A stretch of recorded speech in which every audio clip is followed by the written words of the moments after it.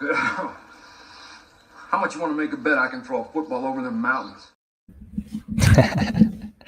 Welcome to Hex Futures. I'm EcoBuildr. I don't know exactly when you're going to be watching this.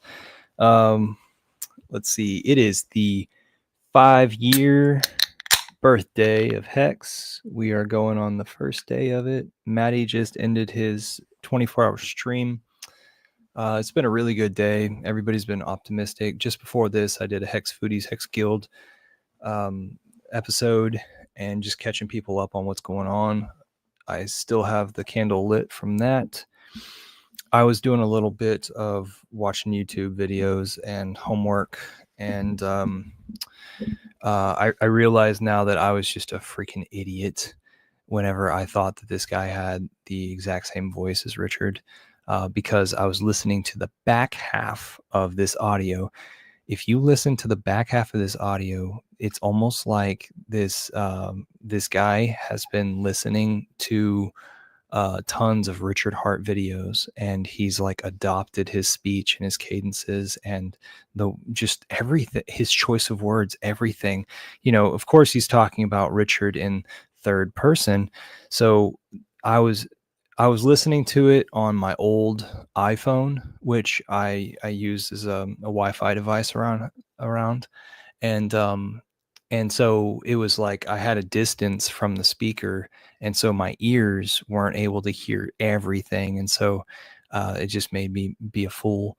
So because in the last stream, just a few minutes ago, I was saying like this, it sounds like Richard, and if you're missing Richard, then maybe this would be cool. But this guy calls himself Hunter Buckin and Buck Rock, and so I think that it's the famous.io thingamajigger, that Buck that is involved in that stuff, but I don't know, because I haven't dealt with the guy. I haven't interacted with him at all. I thought it was really freaking lame whenever a white guy has a black guy in as a cartoon in his PFP. Whenever it is that you steer people that far away from your true identity, if that is I might be being an idiot and just making stuff up again. Like I might be getting my stuff confused, but there is a Buck that has done that in the past. And you know, like I'm sitting here look at this. Can you see that? See this? There's RH Max right there. RH Max is a cartoon of a white guy because he looks exactly like that cartoon in real life. All right. So we don't need whatever. You guys know who I am. If not, then watch some of my old videos. I hope y'all like that intro. I think it's funny. I think it's so funny whenever Napoleon Dynamite, the little simple humors that are in there, and that uncle of his that's always dreaming about stuff. Okay, so we're going to listen to an audio that's about 40 minutes long, and it's a bit of fun. It's fun. Just put it that way. It's a high intellect view on where we are right now. And thank you so much, Maddie Allin, for recording this to where now I'm going to zoom in on it and share it with everybody. Say whatever you want in the comments, and I'm drinking a little bit. I might push back on you. We're starting a bowl, guys. We're starting a bowl. So how do I do this? All right, cool. So this is a zoomed in portion of Maddie's stream, right, from earlier today. And so I'm sitting at, let's see, part 3 here. And we're sitting at something like 10 minutes in. And Crispy, Monkey, and Maddie are all on the screen. All right, let's go with it. Do you guys want to hear my bull case for Hex? Oh yeah, I want to hear it. Please. Let me know if you can't hear the audio. Thank you. All right, because I'm actually pretty bullish. So Okay. So there's two stories here. There's the macro story, and there's the kind of idiosyncratic hex story. So the macro story is pretty simple. We're kind of mid-cycle. Um, the Fed is beginning to lower interest rates. We're going to see more liquidity thrown at the market. Um, that's kind of net positive for risk assets. It's not the best time to be buying, but it's also not the best time to be speculating. It's also not the worst time to be speculating, because this is the period of time when people start to really throw money at crypto, in my opinion. So you're seeing that basically over the past year, right? The kind of beginning of a resurgence in crypto.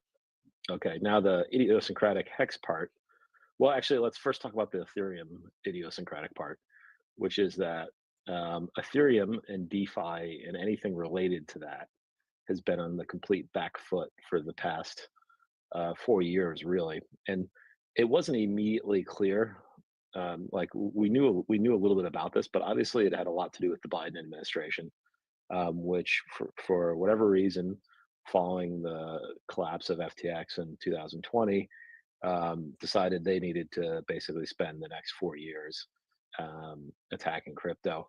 Um, we don't need to really worry about their reasons, but that's what happened. So you had things like Operation Choke Point 2.0, basically attacking not just Hex, not just Pulse Chain, but Ethereum, XRP, basically anybody doing anything useful in crypto, right? Anything that even remotely tried to kind of do what traditional finance does on the blockchain, right? They're tacitly okay with Bitcoin, because they're like, well, Bitcoin's this thing, it's a commodity, I don't know.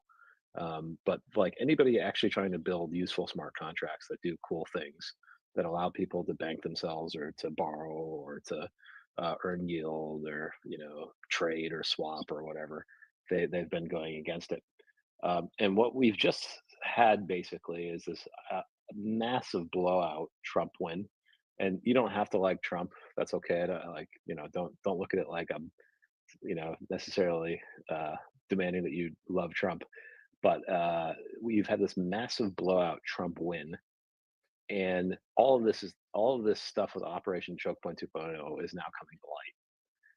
And the people that have basically helped Trump get elected, the single common unifying thing amongst most of them is that they have some sort of crypto like connection. And the funny thing is that CNN and the media don't even realize it. They're all worried about Russia, Ukraine, Israel, I don't know, trans bathrooms. They're like, we're still this thing that they don't really care about. But Yeah. when you look at Vivek, when you look at RFK Jr., when you look at his Treasury Secretary pick, Besant, you look at everybody else in his administration, Howard Lutnick, I could just name a whole bunch of names. Almost all of them have some very strong crypto connection. And then you look at a lot of the key donors here. It's guys like obviously Elon Musk, who obviously has some connection to crypto, but also has connection to crypto values, in the sense that the guy is a pretty staunch kind of libertarian who believes in free speech, and wants to have freedom, basically, if you put it simply, or the Winklevi twins, or any of these other guys. So basically, you've got a complete sea change coming uh, with them, and they are gonna go straight at all of these government departments that have been absolutely holding back Ethereum and other blockchains. But like, I think the one that we should really care about as a community is Ethereum, because we're a fork of Ethereum. They've been coming at Ethereum, uh, in a way that's basically made it, almost uninvestable. I've had many conversations with really serious investors, big pension funds, sovereign wealth funds, that don't want to touch any part of crypto that they think could basically fall on the wrong side of U.S. regulation. I've had this conversation with so many people all over the world. And that all changed on November 5th. And I don't think the market has fully synthesized that this is the case. Um, Additionally, you have the idiosyncratic pulse chain part, which is that we obviously have been on the back foot because Richard's been a direct target of this through the SEC case. So you have a remarkable situation going on right now where Vivek and Elon, who both are on record as basically saying they despise the SEC and would like to basically gut it. They don't like the DOJ, which is the other half of this, um, and that they would and an administration that wants to basically put crypto, in the United States. We have this special opportunity right now in front of us that's coming that we just have to wait for the next 2 months, right? We're in this kind of beautiful holding pattern for the next 2 months until people wake up to this. So there's still time for you guys to think about this and think about how you want to play it. But what it's ultimately going to lead to, I believe, is that the SEC is going to, probably be sliced into, maybe a much smaller organization that's going to be more focused on actual securities, like stocks and bonds, as opposed to worrying about what people are doing in blockchain. The DOJ is probably going to be focused on kind of real serious crimes, getting immigration in check or stopping drug cartels or whatever, right? They're not going to be going after crypto founders anymore, whether it's XRP or Pulse Chain. This is incredibly good news. I think, and I'm not a lawyer, so I don't know the details of it, but I can't imagine that Richard Hart's trial is going to be a priority in the new administration, right? So does that mean it gets dismissed? I don't know. I'm not sure of how it works. Does that mean that there's a fine and they move on? Maybe that seems to me like a perfectly reasonable thing to do. But I imagine there's going to be wholesale resignations in the SEC. It wouldn't surprise me if many of the lawyers that are currently trying to prosecute RH resign or get fired. Just makes sense. So this is incredibly bullish for DeFi. It's incredibly bullish for Pulse Chain. But the whole market has just been focused on Bitcoin so far. And that's understandable. The short-term play has been this year Bitcoin. And I own Bitcoin, so I don't hate Bitcoin. But and I want it to do well. I really do. But the kind of left curve vision of things is that they're gonna, add in a Bitcoin, national reserve, a strategic Bitcoin reserve. Nobody's really too worried about real DeFi, but when the market starts to sense that Wall Street's coming in and doing real things on Ethereum and its various um, L1s and L2s, then I think you're going to see a big wholesale shift back towards Ethereum. And that can only be good news for Pulse Chain, in my opinion. And I think we're literally just experiencing, really in the last week or so, the very beginning of that. You'll notice that Ethereum has now been outperforming Solana and Bitcoin over the last 30 days, which means that the market, having gotten over the recent euphoria of the election, is now looking around for value. It obviously aped straight into Bitcoin after the election, but it's now looking around and saying who's going to benefit from this change. And the obvious sort of benefactors of this that have really pumped a lot recently are the American cryptos. The examples of which are XRP or Stellar or Algorand or HBAR, where they've got American founders, and they might even be like somebody like Uniswap or something like that.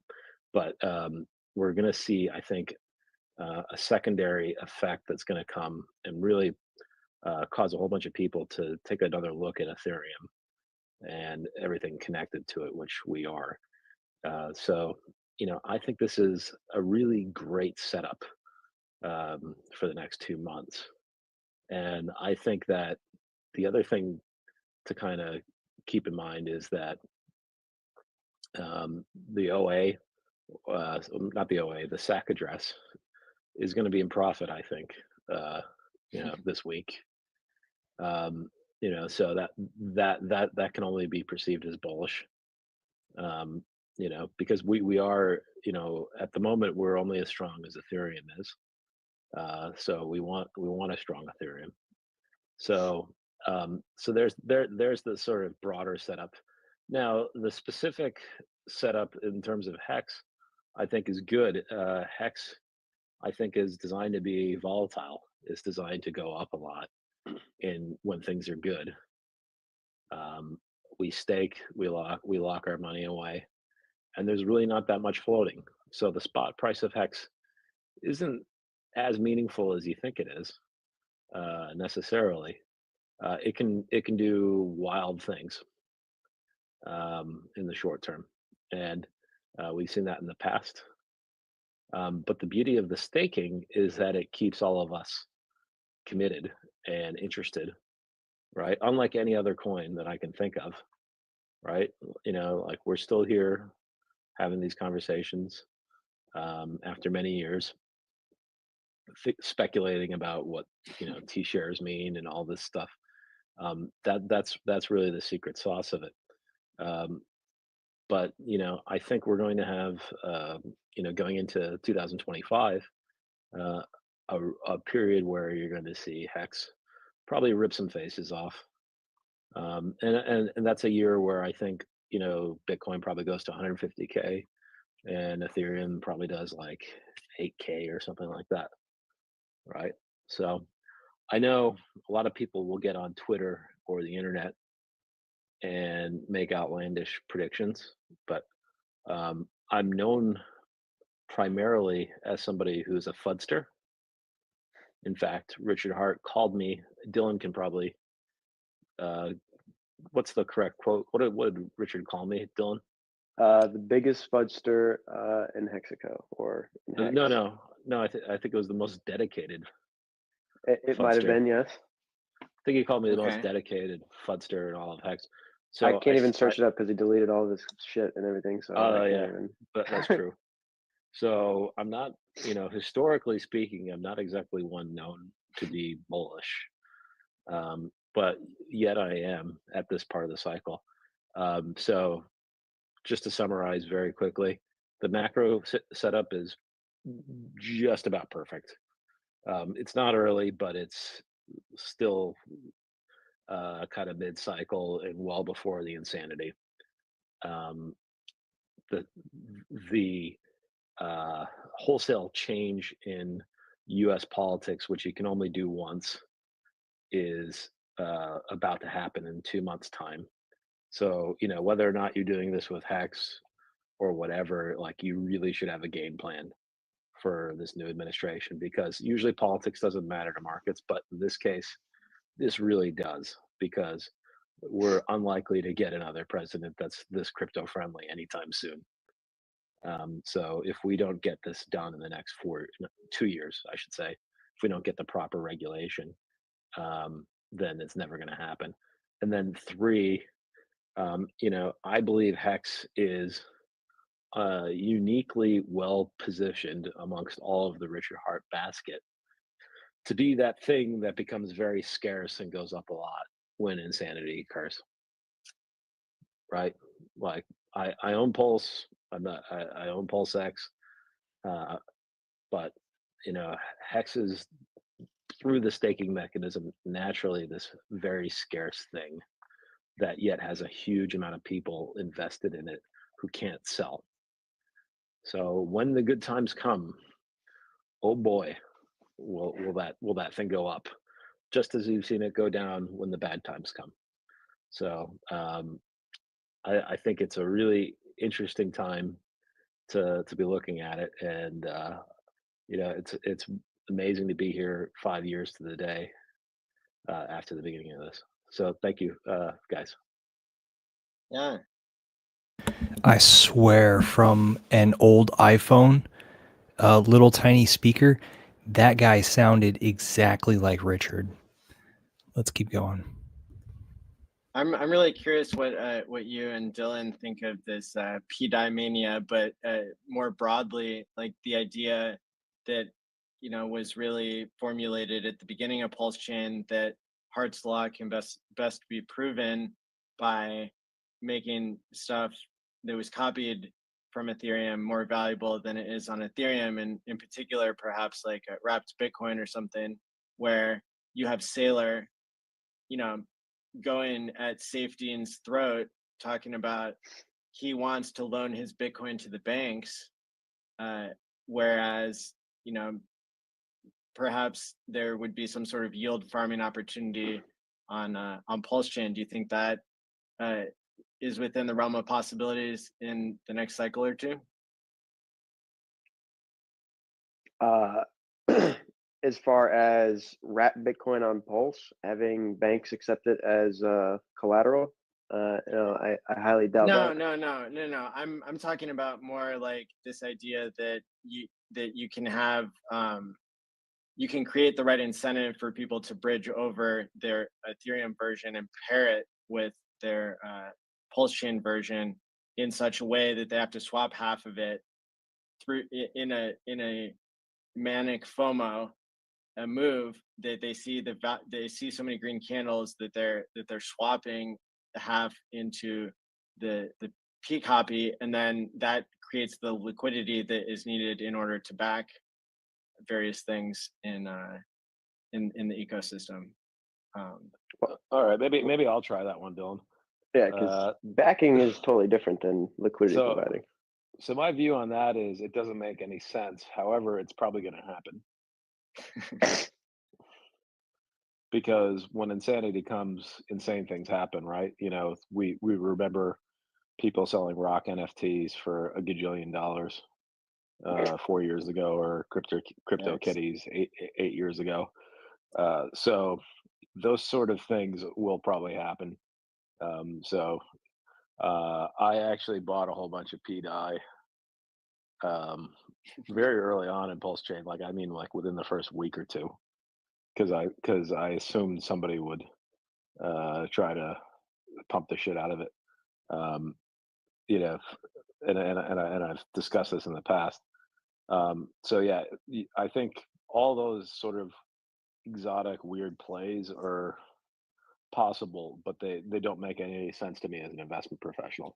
However, as somebody that understands that this is the kind of market where you want to be early to something, whether it's a meme coin or any kind of trend, and try to skin that sheep when the insanity comes. I think that kind of stuff is possible and pretty likely. I'm not any good at that, so it won't be me doing it, but I'm sure other people will be doing it. Especially since, even today, you can already do that on Fux and 9inch both. I think there's places where you can yield farm and earn decent yield to pair up the Ethereum token with the P copy, Hex stables, a whole bunch of stuff. So that at least that's not just by that being an option for earning decent yield. I think that's coming. People are going to do it. Beyond that, it's a degen risk play for sure, but yeah, I think bubbles are in the game. I would treat it as such. Dylan, have you been eating a lot? Have I been eating a lot? No, not really. I'm trying to bulk up. This camera angle kind of makes you look a bit fat. Oh yeah, well, hey, it's the jacket too, I'm still like $140, $150. Okay. Okay. All right. Yeah, I'm still slender. The degens are coming, like it's happening. You can see it all around you. So it's a good time to take a look back at your portfolio and just broadly say, okay, what do I want to hold, through the next bear market, right? And know what that is, and what do I need to sell over the next 12 months? What's already pumped and what hasn't, right? I've been on Twitter basically calling the top on Solana the past couple weeks, because I think Solana's had a brilliant run, but I also think it's reaching a point now where it's hard for it to go up meaningfully a lot more, and the downside in the bear market is probably going to be pretty meaningful. And I feel similarly about Bitcoin, except I'm less worried about Bitcoin in the long run than I am about Solana, just because Bitcoin has a special privileged position that makes me pretty confident it's going to be around for a while. Whereas Solana's moat is pretty small, as good as it's been this cycle. There's nothing stopping Sui or anything else from coming along and eating its lunch, right? So it could be, Solana could be the XRP of this cycle. In 2017, XRP went to what, $3? And I think today XRP went up like 40% or 30%, Dylan. Right? Yeah, it's up a lot. And I looked at it, it was like still like $2. Oh, you know So what's it's really like, funny?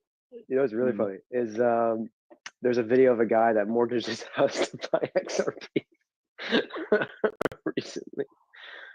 So the top signals are coming in droves here. It's kind of funny. Hey Buck, I have a question for you. Do you think there's a level Bitcoin has to hit, whether it be 100K or 150 or whatever, in order to have our silly alt season like we all want? Or do you think we no, get it already no matter what? no. As a matter of fact, I think it's already happening. And I think actually the reality is, in order to have the alt season, we need Bitcoin to kind of at least do a local top, right? Is sort of my theory. It's when the market senses that Bitcoin is already run about as hard as it can run, right? And it's run hard. It went up to 100K from, what was the bottom? Was it 11K, Dylan? No, it wasn't 11K. No, it was not. 15. It was close. But It if was you got 15K. grayscale Bitcoin, you got it for under 11K. That's a very good play if you did that. Yeah. Kudos to those people that went and bought grayscale. I know a couple people. I know did. somebody. Yeah. Yeah, good play. Yeah. So I think the market needs to kind of feel the top in Bitcoin where there's no longer huge potential returns there, and then they naturally are going to rotate to higher beta crypto, and I think you're kind of seeing that happen right now, right? So you see all these sort of OG American altcoins pumping ridiculously: Cardano, XRP, Algorand, XLM, etc. And you see Ethereum outperforming Bitcoin now finally as well, pretty meaningfully. So I think that's the beginning of alt season. We want Bitcoin to go higher because the higher Bitcoin goes, the higher everything else goes. But yeah, that's the thing that I think we're waiting for, to let it all pump. And then, because what you guys have to imagine is, I looked at the market cap of Bitcoin today, and it was somewhere just below 2 trillion, right? That's a huge amount of value, right? So I don't know, are we up 150%, in the past 12 months? So that means, we've literally created like over $1 trillion, $1.5 trillion.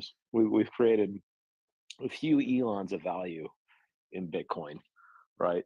Now, some of that money trickles down to the rest of us in all these altcoins, because naturally guys that are holding Bitcoin start to look around and go, well, I better sell some and I better go into this thing. And so they start selling their Bitcoin at this huge valuation. I mean, Michael Saylor is literally buying billions of it, right? What would $1 billion of buys into Hex do, right? I mean, it'd be fucking hilarious to watch, right? Please. But Bitcoin's been absorbing billions of dollars of buys at the same time that it's taking billions of dollars of sells, and those sells, they're not all. Some of them are going to buy Lambos or Rolex watches, but a lot of them are just going to buy our altcoins, right? So I think that's where we're at right now.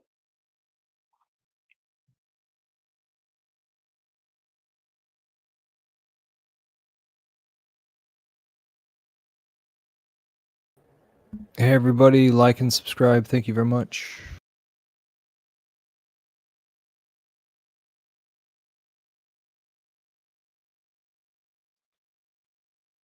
Oh, and by the way, I just looked at the ETH Bitcoin chart. It looks like in the past 11 days, ETH has been outperforming Bitcoin by almost 20%. So don't know if this marks the bottom or not, but ETH's doing a good run. It's not going straight up. Every time it goes fucking straight up, it goes right back down. So it's kind of easing up, a day of green, a day of red, a day of green, a day of red, etc. So that's nice to see. Yeah, I don't worry about the charts. I look around and I look at what's being built, and Ethereum has the most pristine moat in all of crypto next to Sure. Bitcoin's brand. Everything useful in crypto is done basically on Ethereum. Like if you go and use other L1s and you go, what's the D bank equivalent for this, for this L1, and it's like they don't even have one, right? If you look at, like, how do I do, like an Aave equivalent? Like they don't even really have one yet. Like Ethereum's so far ahead. And speaking about Aave, I mean, Jesus, the president's family is launching stuff on ETH, guys. Like the president of the United States is launching a DeFi platform. So like, if you don't understand why you should be like if you need like a left curve explanation, and Dylan's very good at left curve, because he's from Florida. Naturally, the family, the president's kids are literally out promoting, some sort of DeFi lending platform. Right? Wasn't Trump Jr. at some sort of conference doing this? He's just showing his stuff. Oh, he's going to be in one in 2 weeks in Abu Dhabi. Okay. I know that. Like, Yeah, they're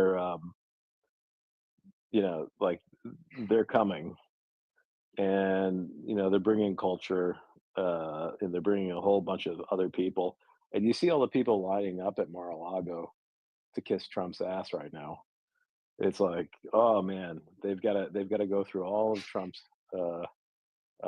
cadre of supporters who got him there, and they're going to basically dictate, hey, like, but you need to fix this thing about crypto, like Operation Choke 2.2.0. You guys got to stop that. That all those weird SEC cases, like you got to cut that shit out. Oh,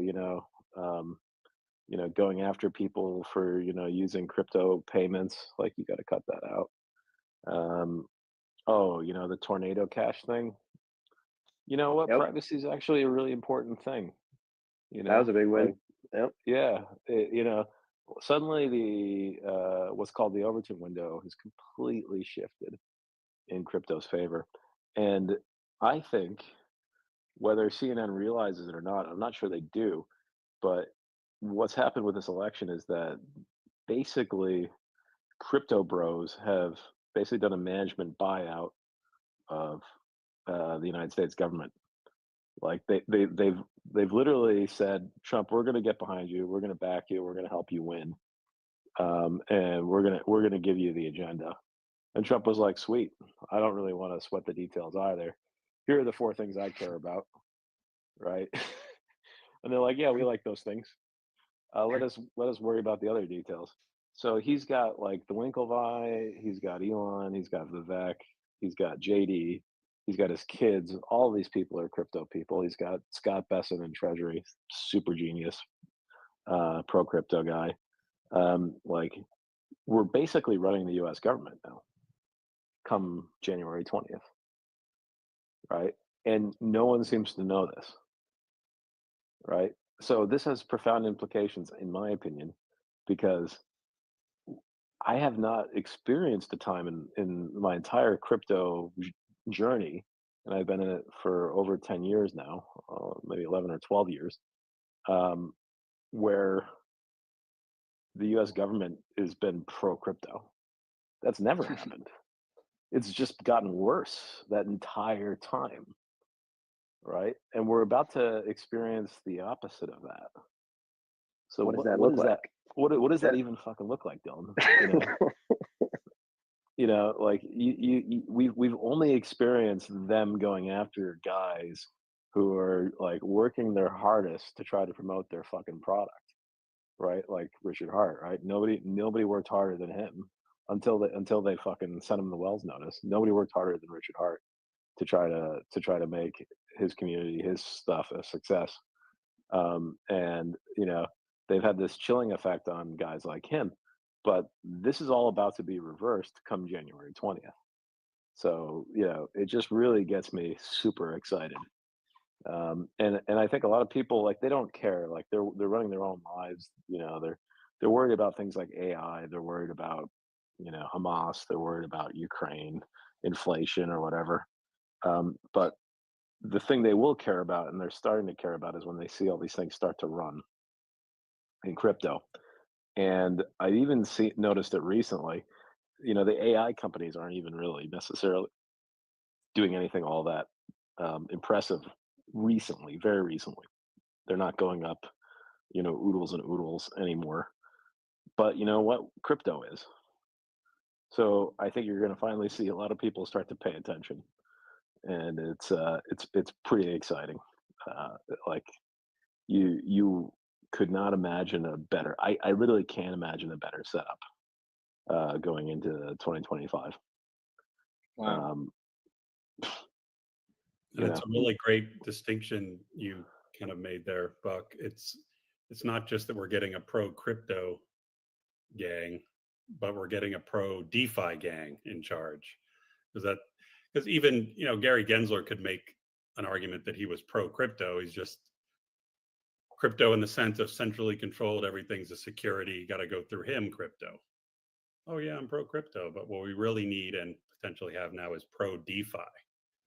And isn't that incredible?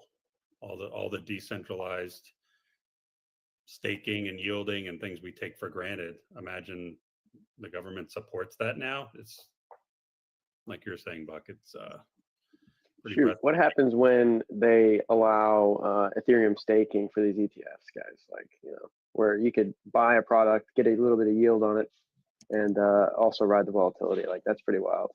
You know, if they allow that, you know, that would be pretty game changing. sure. Without getting too, you know, pedantic about any one particular coin, you know, because like I don't have anything against Bitcoin, but they like Bitcoin because it doesn't really do anything other than just sit there and bought and sold, right? So that's okay with them because, like you said, they can be the middlemen that do that, right? The thing that has really been a threat to guys like Gensler, and I'll remind you guys, Gensler was a partner at Goldman Sachs, so he's a proper Wall Street guy. Yeah, he doesn't like that things like Uniswap or PulseX or Aave or whatever are sitting there disintermediating Wall Street. Hates that, right? He wants to make sure he collects his fee, and that, you know, the control that comes with that from the regulatory standpoint rests with Washington. So I mean, this is just such a colossal opportunity. And you know, I'll give you the risks a little bit because you should always talk about both. There's a risk that they don't get it done, and 2 years from now, that, you know, we lose the House, and you know, crypto isn't a priority, and they get worried and focused about other stuff. But for the next 2 months, all of this is possible. For the next 2 months, we can dream about a world where, you know, we're really allowed to operate properly, and crypto is allowed to be considered, you know, this thing that, you know, is not necessarily the realm of weird conspiratards or anarcho-capitalists, but something that everybody can participate in. That's the future we're fighting for, and I don't think the market's fully priced it in yet.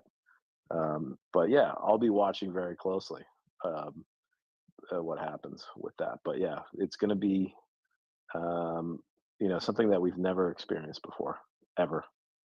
A pro crypto, a pro DeFi U.S. government. And the other thing to think about that is the implications for crypto. Crypto's been living in the woods in a bunch of kind of weird third world countries or tax havens for the last decade. Now it's going to basically be subsumed by the largest economy in the world and legitimized, right? Potentially, right? That's a big fucking deal. Like, imagine like if it's easy for you to actually buy stuff with crypto on Amazon, or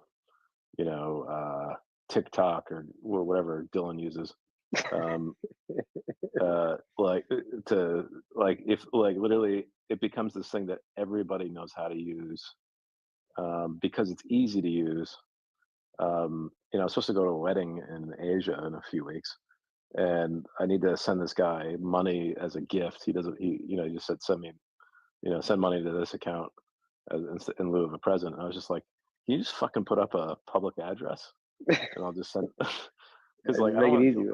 I don't want to deal with the fucking banks. Like that's like an hour of my life. Don't you have to like exchange it into their currency and then send it, or open up a bank account? No. I have to basically go to my bank and fill out a fucking form, and then let what?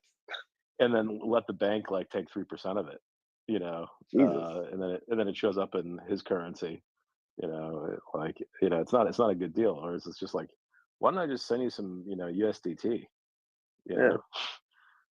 and you can have a day. And you know what the motherfucker did? He sent me a public address. There you go. Yeah. So I'm gonna be sending him some P dye. That's my plan. There you go. Oh man. Welcome to a wild SJ who's joined us on stream. Good morning. Good morning. Well, afternoon here. Good morning. Another interesting twist on the Trump appointments is that he's now named Jim O'Neill, who has been the recent CEO of the Sens Foundation, as the number 2 in the country for health and human services. So you have RFK being in charge of health and human services, and then just under him is the deputy. That would be Jim O'Neill if he gets confirmed. So it's like unclear if he's a super friend or foe when it comes to like Pulsion, because of all of the shenanigans that happened with Science Foundation after we gave them $27 million, and they've been like fighting over it for years. But needless to say, I think that could be a positive in the end. Let's hope so. Yeah. Maddie, there's a fun question. Freddie quotes. Shout out to Freddie, awesome top signal quotes. Who gave us the best top signal ever with the Furu eulogy. Thank you again, Freddie, for that. He asks, what type of impact does the government have on BTC price performance when they pass a bill to buy 800K of BTC in 5 years? Yeah. Okay. Wow. So if that did happen, Freddie, it would create fucking panic around the globe, because then every other country in the world would have to do it. So it's just a bidding war, yeah. So I don't think that's going to happen, but yeah, it would be fucking hilarious. But yeah, they have other ways to basically passively get Bitcoin through taxes, and you guys don't have in America, but value added tax. Basically every time you buy something in most countries, you have to pay a sales tax in effect. So that like they can increase their position in a lot of ways. And I'm not sure that I don't know if Bitcoin is destined to actually do this thing that everybody's talking about as like a reserve currency. It either does it or it's going to be really ugly, right? Um, so, uh, I'm not sure if that happens, but my gut feel about that is that we're not yet at the point where we find out if it doesn't do it. Okay. Which means that I think it's still got another cycle or two before we figure that out. So number goes up, and everything else goes up as well. Let's go. So real quick, for a little bit, I'm gonna be making eggs, and then I'm gonna stake my hex. So live Alright. Cool. cooking in a bus. Come on, people. What other community has a lady living in a bus covered in pulse and hex gear, driving it around, advocating? There you go. You think she's a positivity princess now? Wait until her account's moon. No, I'm gonna get that RV, the double decker RV. You guys seen that one? It's like an AI version, but it'll be real someday. I'm so impressed with our community, and a Wild SJ and Sticker Guy are both great examples of people who do the most for the community, even though they haven't had the most gains yet. Yes. So I'm really thankful for you guys. Thank you. I'm grateful for everybody. I mean, it really that's the thing, right? Is if it wasn't for this community, I wouldn't be doing this. I'd have no reason to promote hex or pulse chain or anything. Like, I can't say that I have made. Would you live in a house if you didn't have hex? Probably not. No, I'm just a hippie like that. Right on. Yeah, I love being able to be mobile and just like live wherever. I have a couple like ideas, like moon dreams is maybe having like an earth ship built somewhere on some like nice piece of land, or What live does in an earthship mean? a food forest, just live there. Right on. Yeah, I reckon we need our own hex Burning Man. I mean, really already is one. The camp that I camped with, I went to my first Burning Man this last year, and the camp that I camp with is there's a lot of hexagons in it. Yeah. So Big Kurkowski is uniquely positioned to organize something like that because that was his profession for a long time, was organizing big music events and that sort of thing. Yeah, we've got like the whole team. Some hexagon. He's done a lot of like the rigging for the lighting and the stages for stuff like that for a long time. Like and subscribe. Thank you guys. I feel like we've got like team assemble for that kind of event. This is Maddie's 5-year stream. Oh, I just want to go on some a limb. hex. Go on a limb with Freddie. He made the top of the rap video, and I released the rap video at the bottom. So I just want to, So I'm gonna mute myself because the cooking might be a little like loud. I wanted to grab audio from Buck. But I'm here, and I'll be here cooking. So we need to have people onboarding hexagons in the Orgy Dome at Burning Man. I reckon we need to somehow sneak. We need. How do you know about stickers. these things, man? Oh, I mean, you got the loofah in your car, bro. Yeah. I think he just said the Orgy Dome. Cool. The Orgy Dome. No, it really is. I think the most fun community in all of crypto. If he's saying that, then we need to get them fake tattoos. I don't think anyone else can. I caught up with some hexagons recently. By the way, really? Yeah, just as a civilian, I didn't tell them who I was. How'd that go? It was pretty fun. Buck never shows his fake. They were all, yeah. I was gonna say real quick, a testament to what you're saying is that one, I can't think of his name, is Shill Gates. Like meant to like our community, the fact that like he was here in the beginning, and like I don't know if you guys saw that post, but he was showing where he had like actually kind of helped to design the hex logo, and like had been going back and forth with Richard on that. Disappears for what, 3, 4, 5 years, and then all of a sudden it's like, oh, there's still a community and you guys are active and like the strongest cult there is around these parts. Like that was just really cool for me to see. Yeah, like hearing more outsider views of it, because right, like I came into crypto through Hex, so this is all I've known. All I've known was this cold bare winter and this huge wonderful awesome community. So when people mention like, oh yeah, XRP kind of was like that, or I have nothing to compare it to because I've been here the whole time.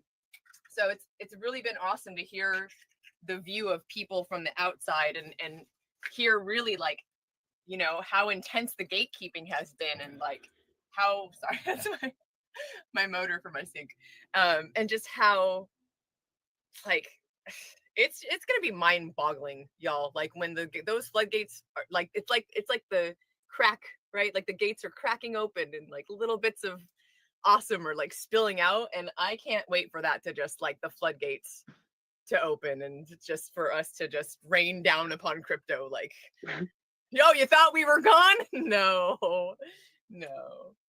not at all. Well, that was another thing I meant to say. So one, there's the macro setup. Two, there's the Ethereum setup. Three, there's the enigma of Richard Hart,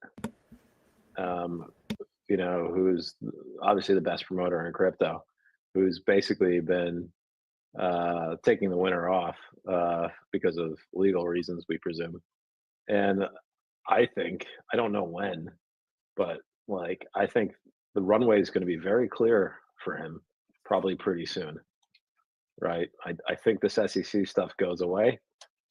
I think Polshan's probably going to do well whether he does nothing at all or nothing at all, right? But like, doing all right, yeah, precisely. But like, I think he'll be able to basically reappear sometime in 2025 without this stupid SEC thing in his way, and presumably be able to go bigger and badder than ever. And I think, when you've already got a Ferrari and a Rolex and a bunch of Gucci clothes, the only thing left to play for really is glory. And that glory comes from the things that you give birth to, right? So I'm a father, so like I get a lot of glory through my kids, but it's also the things you build, right? And Richard, as far as I know, doesn't have any kids, so the only things that we know he's built is this. And I reckon he's going to be out bigger and better than ever. I'll make that prediction. I'll stick my neck out. What do y'all think? Does Richard have any kids that we don't know about? Put it in the comments. Thanks. I'm going to say Richard comes back guns blazing. Yeah. Sometime in 2025. And it's going to be fun because it's going to create a whole new level of confidence in this community. And it's been incredibly useful, this bear market. It's not that we all enjoyed it, obviously, and we would have liked things to have gone up more than they did, and not to have had to have this. But the good news is we shook out a lot of people that shipped money in when times were good in 2021, 2022. We've gotten rid of those people, and we've now got a bunch of people that are very interested in the long-term success of this thing, lined up to really promote it, really coordinate and make it as good as it possibly can be. And now we just need our leader to come back. So yeah, I think that's my big prediction for 2025 is that Richard's going to come back and he's going to make guys like Eric Wall feel silly. and I like Eric. Eric is a friend of mine, I guess you could say. But everybody who thought that he was basically disappearing, I think they're going to look stupid in a year's time. So when we have the 6th anniversary, we'll do something for the 6th year, Maddie. I don't care if it doesn't have to be 24 hours, but I just want to be here a year from now to either be dead wrong about that or dead right about it. That sounds great. I think that's a reasonable time frame, and I'm really excited about it. Well, I can hear it now. Richard goes live after his long hiatus. He goes, "Hello, Richard Hart here. Haven't seen you for a while. I've been kind of busy. Now it's finally time to address all you retards. Yeah. Oh, yeah. I can't wait to be called a retard again. I missed it. Yeah, I Again. his like some of it for granted in a way because I didn't get to watch. I didn't like. First of all, I came into Hex late, right? Like, I mean, relatively. And then even when I got here, I didn't start watching Richard until like 6 to 8 months after I had bought Hex and like become a part of the community. So Y'all know that SJ sold a house and staked the Hex. by the time I started watching him, I got maybe 8 months, maybe, and then by streaming Richard. And you know, I really didn't like, I didn't think about like what a loss that was, or what, you know, like what a bummer it was to like not have him there doing that, because I only was able to experience it for such a short period of time. But now, you know, since then I don't watch a lot of content, but over the last probably like 3 to 6 months especially, I've just watched a lot of his older streams and been like, man, like I wish I would have like been there since, you know, 5 years ago, you know. And I'm sure, like, I know a lot of people do, but like, Having said that, Wild SJ, he can't multitask like you can. I mean, the way I see that. the way you can flip over that, what is that, a tortilla? Yeah. While making a cogent sentence about, you know, Hex, that's really impressive stuff. We need a Hexagon cooking show. There we go. on my Instagram like pretty regularly, but it's been a minute. Pay for it, monkey. Pay for it. Yeah, cooking in the bus. I do it. Well, and people are continuing while we do this stake-a-thon to participate through their on-chain activity. Dylan spotted something that just popped up in our dashboard here. Somebody, while we were talking, did 1 million Hex on Pulse Chain staked for the maximum length, resulting in 77 T-shares. So far, of the 2040 T-shares that have been created, over 10% have been created today. I think we might be closer to 15% now. So shout out to everybody who is participating on both chains here. As you can see, yeah, just really awesome.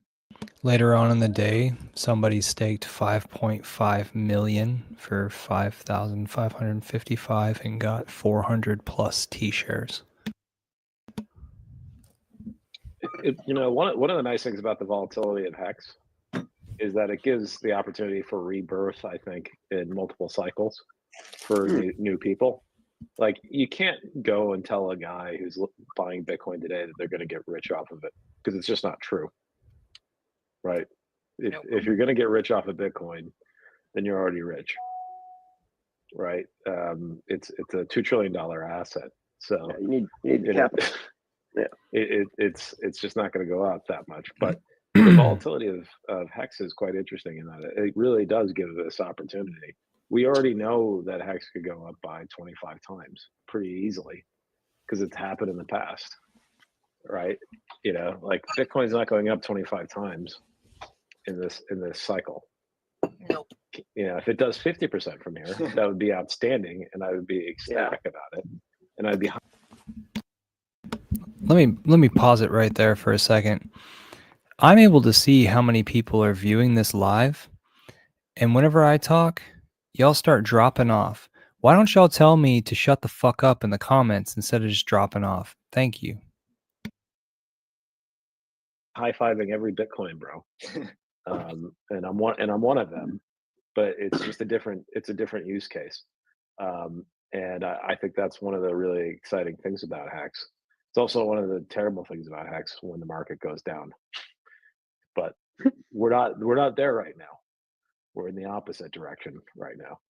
So you know, let the good times roll. And I think I'm excited for you, Wild SJ. I'm glad you stuck with it, because I do think we're gonna finally show you something. Whoop whoop. Beautiful. I'm excited. I'm here for it.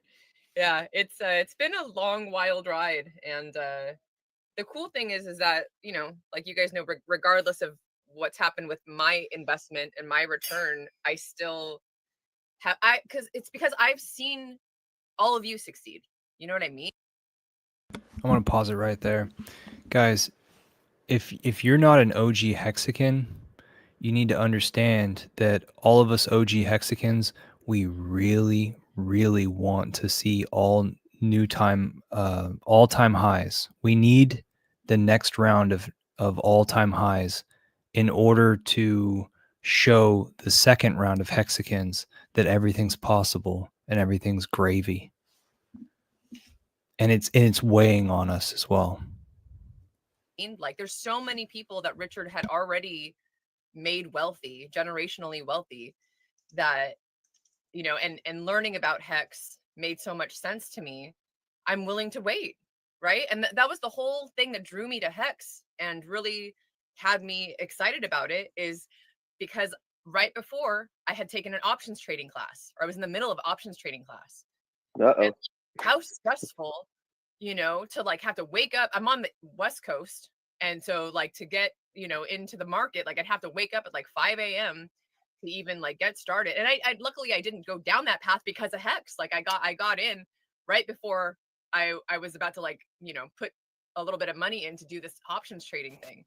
So to hear about this crypto thing, and oh, you stake it and you just lock it away and like you don't have to worry about the price, and like, you know, like it's a long-term play, and that's exactly what I was looking for. And to now, you know, over the last 3 years, have told my like friends and family about this. Like I just onboarded my sister last night, finally. Like I've been telling her forever that, you know, this is something to do and to look into. And it's nice that I've got a had the sister? I experience had that no I've idea. had, and that I get to teach others from that, right? Because in my case, the big thing that I wish I would have not done was aped in, but I didn't know any better, right? Like I didn't know there were cycles. I didn't know that Hex had already done a 10,000x. Like I didn't know any of that. I just put what I had in at that time. So in hindsight, I would have DCA'd. And so that's how I'm teaching my friends and family. SJ, we didn't know what the next lows were going to be either. So I apologize for that. I met you early in Austin at a meetup when you were still with your last boyfriend. Like, look, like the bull run's kind of, you know, it's starting here. So you're going to put in, I want you to put in a little chunk, right? And I want you to see what happens with that. And then, you know, maybe we'll take some profit. Maybe you'll be able to like recoup, you know, what you put in, and then play with like house money, as they call it, right?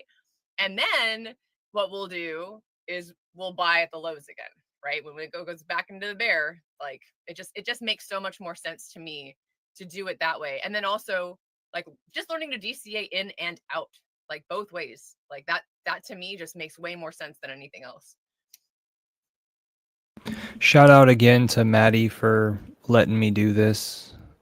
I'm totally sniping his stuff from earlier today. He did a 24-hour stream on the 5-year birthday of Hex and promoted people making 5,555 day stakes. Small amounts, but it's great for publicity. It's bragging rights for later on. Thank you. Please like and subscribe. So that's what I'm teaching. Glad you didn't get into options. Options trading class has to be the scariest 3 words I've ever heard put together. I know quite a bit about options. It's my day job. Okay. I use options professionally, but like I have so many tools at my disposal that tell me exactly what they're doing and what I'm hedging against and all this stuff. The idea that anybody would tell retail punters living in a van that they should go trade options just seems so insane to me. Yeah, It's like I would rather somebody tries to teach you how to cook meth. Honestly, that would be somebody who cares more about your well-being than honestly, that. For me, right? Like, because at the time I was selling my house, so I was looking for different places to put my. Oh God, I'm really glad you didn't put in options. You and me both. That's insane. I looked at it. I watched the class like the people that I was in this class with, like we were in a Facebook group, and like I watched afterwards, like the aftermath kind of like what happened to most of them was not good. Was not pretty. Yeah, look. I swear there's little nuggets at the end of this. The content isn't over. Thanks. Look around the room and see who the sucker is, and if you can't see who the sucker is, it's you. It's I forget who said it, but it's very good advice for a lot of things. Yeah. But yeah, anybody who tells you like you're gonna flip real estate for $1 gazillion, like that one's not as bad as the idea of like options. Here's the problem with options. They're super sophisticated and they expire worthless when you get it wrong. So like if you don't know how to manage that risk, eventually you're going to lose all your money because you're going to punt on some option that's going to go to zero over a finite period of time, right? And yeah, like they're very powerful. They're lovely. I love options, but like you really like the apprentice to understand options. The apprenticeship to understand options, like I had to spend, 10 years behind a Bloomberg terminal, watching markets, to really to get to the point where like I could kind of understand how to do it right and not like fucking lose everything I have, right? So, so it's just like it's not something for a normal person. Like if you don't know why you're very personally well suited to this particular thing, then you want to stay a million miles away from it. So yeah, and this is like it's not that crypto is like a safe haven by any means. Crypto's risky, Right. but at least like if you bought and hold hex or buy and stake hex, like you still own it at the end of the day. Yeah, it doesn't go to fucking zero and evaporate. It doesn't. Yeah, exactly. So it's and even though I run a leverage trading platform on Pulse Chain, like I'm always very upfront about that. It's like you're using leverage. Like the idea here is to accentuate or hedge your position. It should not be your core holding. You should never put all of your money into a leverage trading platform. That is stupid. Take small bets. Try to maximize your return versus your risk. All these sort of things, and the big boys, they get this, but a lot of people think, oh yeah, I'll just show up and I'll be good at this thing. And the reality is, it takes a very special type of person, and I'm not even that kind of person. And I have a very good background and all this stuff, but I'm not even the kind of person that's great at trading options. So yeah, I'd watch out. Any of these sort of get rich quick kind of like come take my course and then you'll get rich. Yeah. You got to watch out for that. And I know that sounds really hypocritical and funny coming from somebody who's in a crypto community, but crypto has proven that where there's a good community, where there's something that a bunch of people like and they get bought, it does well. Like look at where XRP is today. Like what was the trough in XRP, Dylan? Like I'll tell you right now. Do you have it in front of you? 50 cent or something? No, the trough. Right, what was the trough? It's a 2 something today, but like it went down to practically nothing, right? And we all laughed about XRP as a cautionary tale. Right? Yeah. So I mean, the average price was around 34.50 cents, but then the absolute bottom was in the 2020. But I mean, that was 15 cents ish. 15 cents down from about 3 something in 2017, right? Oh yeah. Yeah, but I mean, you know what? Like Garlinghouse stuck with it. That community stuck with it, and kudos to them. I remember when it was 6, and they're doing pretty good. So there's no reason why that can't be us, and it could happen very, very quick, just like it happened to them. Like and subscribe, guys. Thanks. Possible. Yeah, go ahead. Sorry. It's a noob question because my sister asked me this last night, and I was like, I don't know how to answer this, and that makes me feel real silly because I've been doing this for 3 years now. I'm gonna stake some hex though. I'm on Hex Scout. I'm gonna stake some hex, and this lovely little calculator / page here says stake type native and HSI. Tell me the difference, because I know I've heard it before, but I could not for the life of me explain to my sister like why or what the difference is. Women. That's all I gotta say. Oh, I love you, SJ. HSI is through Alex's front end, and you're basically minting an NFT, if I remember correctly. So you're encapsulating the state. It's a hedron. It's a hedron thing.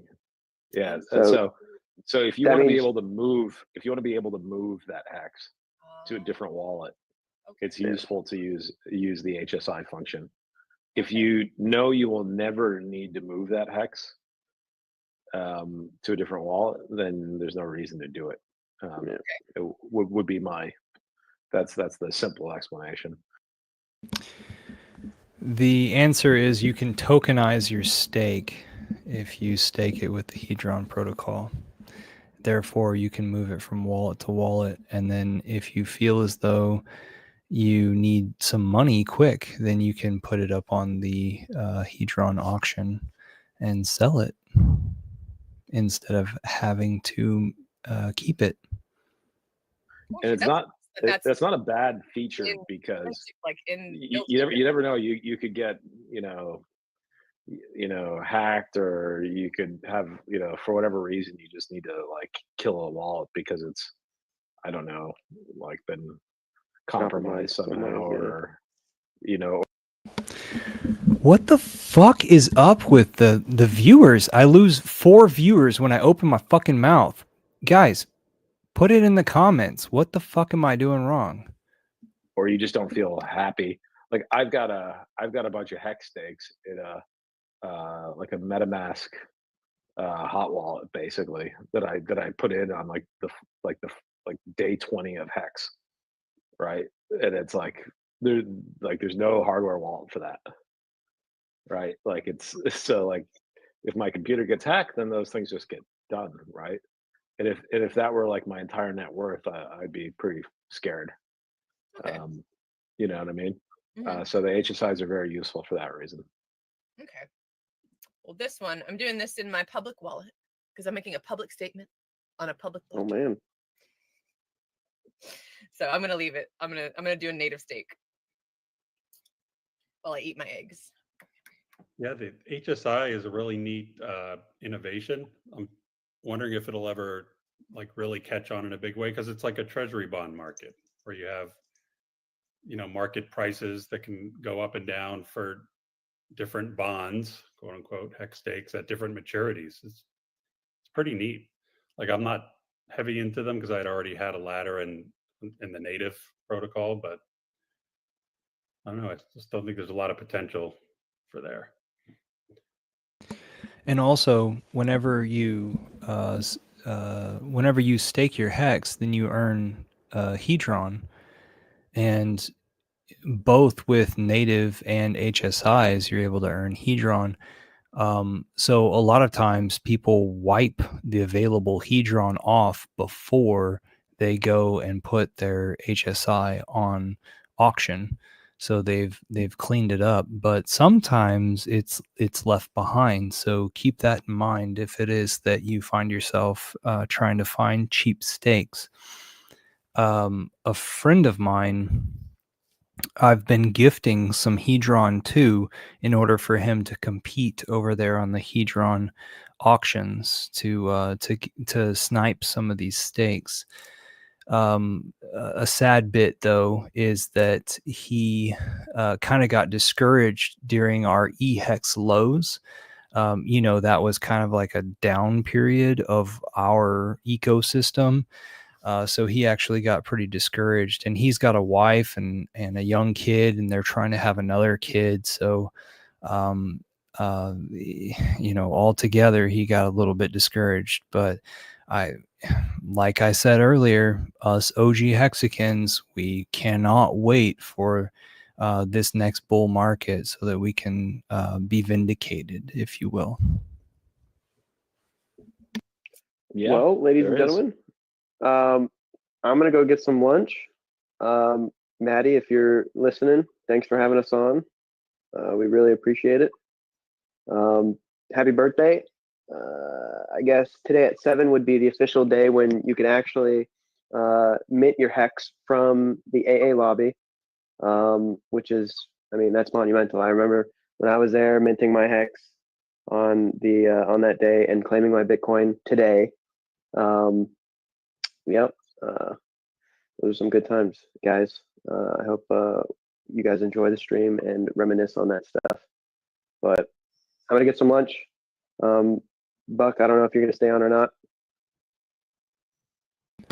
I guess what Dylan just admitted to was that he was a part of day 1 of the adoption amplifier and minting his hex. That's pretty awesome. Thanks, Bitfinesse, for commenting. Might be a glitch. Yeah, maybe. It shows that there are 5 people. At the height of it, there were 10 people. Thank you, Maddie, for doing this stream earlier today. It was a 24-hour stream. I believe you got a 1-hour nap in the middle of drinking Red Bulls, both before and after. SJ, it was a pleasure to be on screen with you at the same time as DOS Bomb. We had a great interaction, and then I think KG overlapped us a little bit. Guys, I was thinking that Buck, from my my old iPhone that I use Wi-Fi around the house with, so I kind of use it as a small tablet. I could have sworn Buck sounded exactly like Richard, and maybe for my so that I don't sound so freaking crazy, I'm thinking that Buck chameleons behind Richard, that Buck watches a lot of Richard's evergreen content and picks up a lot of his his speech and copies him, because oh my gosh, did it sound like it. And I wasn't the only person who thought it sounded like him, because there were people in the comments that also, and then Maddie had a little smirk on his face, as if now I realize that maybe it had something to do with, like, I hope Buck doesn't slip up and say anything weird. But back in the day, or back earlier today, I was thinking, oh yeah, like this guy doesn't give himself away. He's just disguising himself, like Hunter Bunkin. I don't know what that's supposed to mean. Buck Rock. I mean, like, why don't you just call yourself Buck from Famous? I don't know.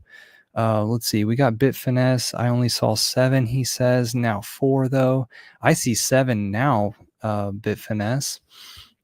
Yeah, the height was 10. YouTube is going to tell me something. And then also over there on Twitter, I don't have it streamed whatsoever on Twitter. I should have done that in order to get a little bit more viewers. I'm doing a little bit of drinking, guys. This is what I look like whenever I'm running my mouth with some beer in it. I've been drinking the real ale, which is, I think, from Blanco area in Central Texas, and I'm drinking the coffee porter. I really like porter beers. I'm keeping an eye on that candle back behind me. I've got a little wall mount candle holder, a single one, but hey, the candles are green, baby. The candles are green. As Buck was talking about earlier today, his candles are also green. We have the absolute go on the next 2 months in crypto. No matter really, no matter what it is that this administration decides to do, we've got 2 months of green candles. Yeah, okay, it started with XRP today, or this last few days, but damn, we've had a good time lately in Pulse Chain. Let's see, with this Maddie situation, with the 24-hour stream, we're actually having a little bit of a downer. Like things are 8% downs here in the afternoon, but everything's pretty damn promising. I mean, look at where we are right now. We're about to show the FCC their own ass. It's fucking great, y'all. Okay, so Buck's about to dismiss himself, and then whenever he does that, I need to decide what I need to do with this stream. Yeah, I'll use this opportunity to say thank you to Maddie and carry on the good work. And we will always be here for you, Maddie. Anytime you do any of these things, we really appreciate it. And we love this community. And I can't wait to talk to you guys in the next one. I think last time we did one of these, I told you guys to fucking buy, just buy. And I was right. I've been right about this for the past year and a half, and I still feel that way. And maybe the next time we talk, I'll be telling you to sell. Well, but that's gonna be a 2025 thing. I really appreciate you guys coming on as always, and the next Hex conference, the 5th annual, same dates as always, coming up in just over 4 weeks here. January 6th. I'm still gonna be saying still be saying buy in Okay, good. Yeah. Yeah, I'm bullish until at least late next year now. So yeah, that's good. Thank you so much, Maddie. Awesome. Thanks, guys. He just said he's bullish until at least late next year. That's it. All right, that's it. That's what I wanted to show you. I don't have anything else. Thanks for being here, especially the commenters, Bitfinesse, Tentolp. See you guys later. Take care and stay long and be healthy. That's the number one thing. Take care of your health so that you can actually last for the code. Cheers.